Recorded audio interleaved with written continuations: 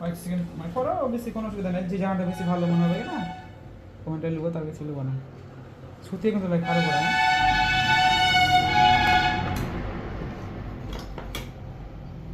Stop করে দেয়, কোনো স্টপ করতে কেন করবো না কি আর ভিডিও কি কাটাকাটি করা যাবে না,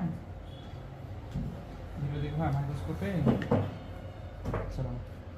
বলগুলো কোথায় ছিল স্যার? বলগুলো কোথায় ছিল? বলগুলো আছে, বলগুলোকে মুছে মুছে ই করতে হবে, বুঝতে পারছো? আর ওই জালিটার মধ্যে কি আছে তাহলে? কোন জারিটার মধ্যে? ওই যে যার মধ্যে রাখলেন?